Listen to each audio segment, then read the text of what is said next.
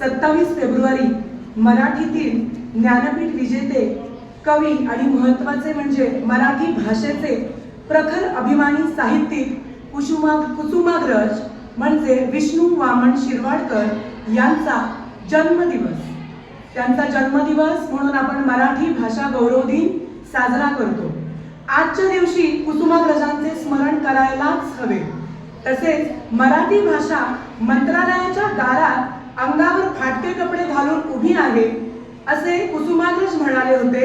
तेव्हापासून भाषेच्या परिस्थितीत काही बदल झाला आहे का? होय, निश्चित. कारण आज आपण इथे सर्व जमले आहोत का, तर मराठी भाषा गौरव दिन साजरा करण्यासाठी. मराठीला अभिजात भाषा असा दर्जा देण्यात आला आहे. थोडक्यात आपण अभिजात या शब्दाचा अर्थ बघूया. अभि अधिक जात असा संधी विग्रह जर केला तर अभि म्हणजे विशेष, श्रेष्ठ आणि जात म्हणजे जन्मलेली किंवा उत्पन्न झालेली. अशी अभिजात म्हणजे अतिप्राचीन, उच्च दर्जाची व समृद्ध परंपरा लाभलेली आपली माय मराठी भाषा ही अभिजात मराठी भाषा आहे.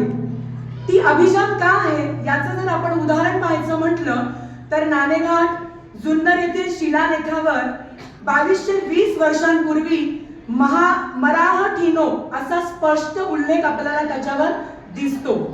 श्रवण बेळगोळ येथील शिलालेखावरही श्री चामुंडराय करविले हा मौर्यकालीन इतिहास पाहता मराठीचे आपल्याला पूर्ववय अगदी सही उपलब्ध आहे हे पाहावयास मिळते. मराठी ही केवळ महाराष्ट्राची राजभाषा नसून ती प्रत्येकाच्या मनाला भिडणारी, भावना व्यक्त करणारी मायबोली आहे. म्हणूनच 27 ऑक्टोबर 2024 रोजी भारत सरकारने या भाषेला अभिजात असा दर्जा दिला.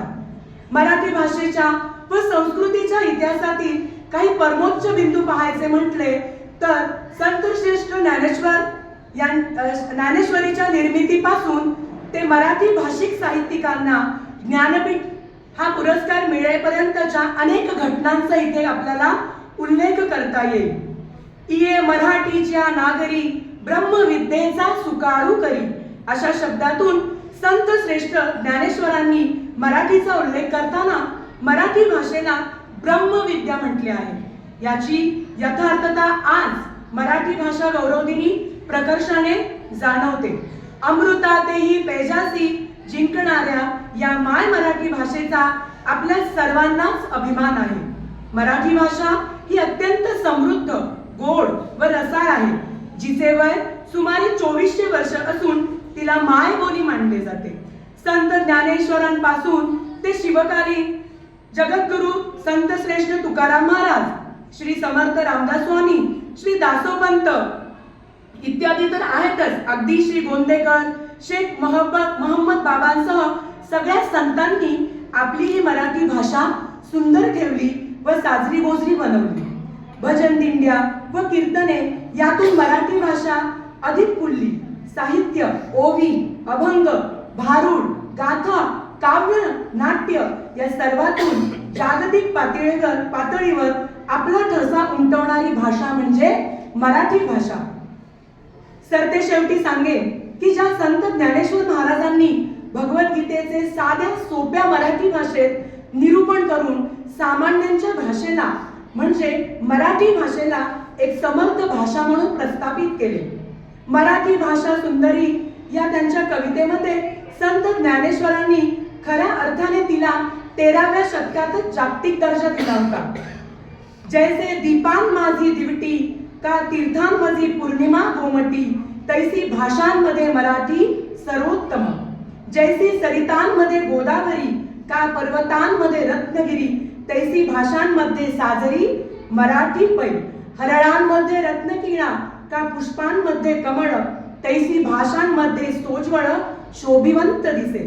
दुर्गावरी शोभे चरी का मुक्ताफळे शोभती हारी तैसी शोभे भाषा माझी मराठी पै.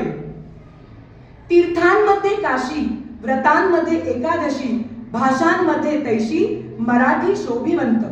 परिमळांमध्ये कस्तुरी का अंबरामध्ये शंभरारी तैसा मराठी तैसी मराठी सुंदरी भाषांमध्ये अशा या आपल्या मराठी भाषा गौरव दिनाच्या आपणा सर्वांना पुन्हा एकदा मी मराठी वंदनीय शुभेच्छा देते.